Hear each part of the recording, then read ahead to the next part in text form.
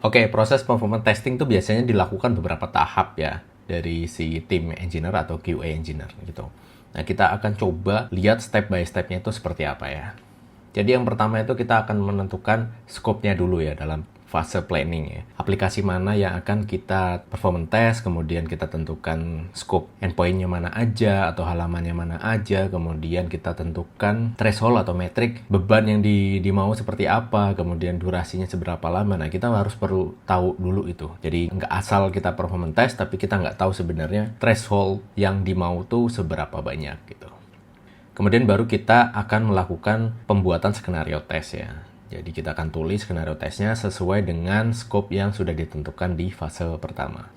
Kemudian yang ketiga, baru kita jalankan performance testing itu. Nah, proses dalam menjalankan performance test ini juga harus diperhatikan ya. Jadi kita akan melakukan performance test dan pastikan aplikasi atau target yang akan dites itu cukup valid ya. Maksudnya gimana? Maksudnya aplikasinya ini tersimulasi dengan environment yang mirip dengan production. Artinya kita tidak boleh testing di lokal pastinya, tapi kita akan deploy si aplikasi ini itu ke sebuah environment yang kita desain khusus untuk mensimulasikan keadaan real production nantinya. Misalkan kalau kita punya aplikasi dan running di virtual machine atau running di container, kita harus tahu dia itu punya berapa CPU, punya berapa RAM. Nah, itu kita perlu simulasikan ya di situ. Jadi jangan dites di lokal. Kenapa? Karena itu tidak valid nanti angkanya. Karena kalau kita tes di lokal, baik tim engineer pertama dengan engineer kedua dengan mesin yang berbeda, nanti hasilnya akan berbeda gitu. Itulah kenapa kita harus mensimulasikan environment yang menyerupai production. Nah, itu kita bisa achieve kalau kita deploy di separate machine atau kita bisa simulasikan dengan pakai Docker. Nah, itu hebatnya Docker itu kita seolah-olah punya VM ya.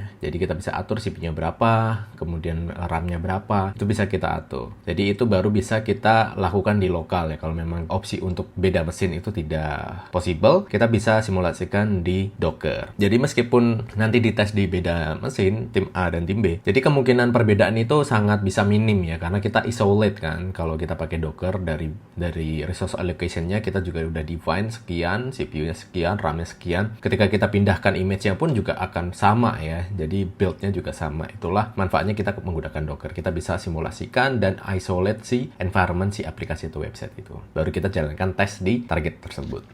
Kemudian setelah performance testing dilakukan, kemudian kan kita ada reportnya ya. Nah, hasil performance testingnya itu seperti apa, kita akan analisa. Nah, hasilnya seperti apa yang perlu ditingkatkan, dan apa yang sudah baik, nanti biasanya akan muncul di situ ya. Nah, kita akan analisa data berdasarkan report performance testing.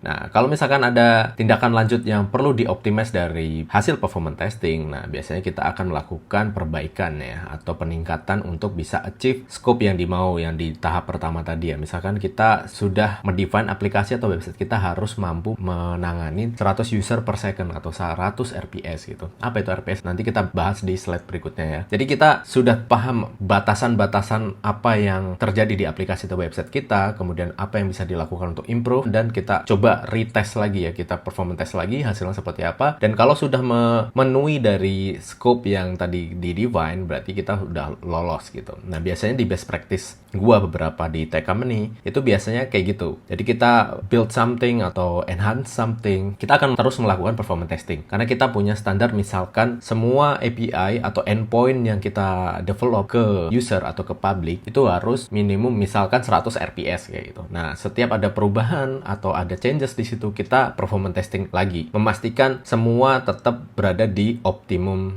speed gitu. Jadi untuk menjaga convenience user atau klien kita tidak terganggu ketika kita ada perubahan atau changes. Nah, itulah gunanya kita menerapkan performance testing dalam delivery pipeline kita gitu.